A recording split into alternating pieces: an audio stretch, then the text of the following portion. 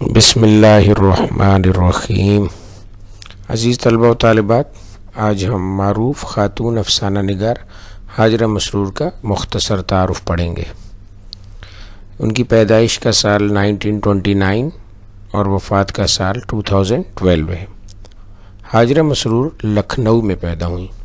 ان کے والد ڈاکٹر تحور علی خان سرکاری ملازم تھے۔ والد کے تبادلوں کی وجہ سے، تبادلوں مطلب ٹرانسفرز کی وجہ سے، ان کی تعلیم کئی شہروں میں ہوئی۔ ان کی اچانک وفات کے بعد ہاجرہ کا سلسلہ تعلیم منقطع ہو گیا، یعنی ختم ہو گیا۔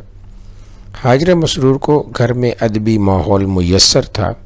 1947 میں، یعنی جب پاکستان بنا، اپنے خاندان کے ساتھ لکھنؤ سے ہجرت کر کے لاہور آ گئیں۔ کچھ عرصہ وہ احمد ندیم قاسمی کے رسالہ نقوش کی ادارت میں شریک رہیں۔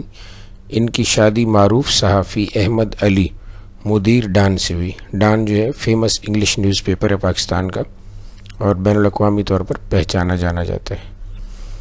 خواتین افسانہ نگاروں میں ہاجرہ مسرور نے خاصی شہرت حاصل کی۔ ان کے زیادہ تر افسانوں کا موضوع خواتین کے مسائل اور چھوٹی بڑی معاشرتی الجھنیں ہیں۔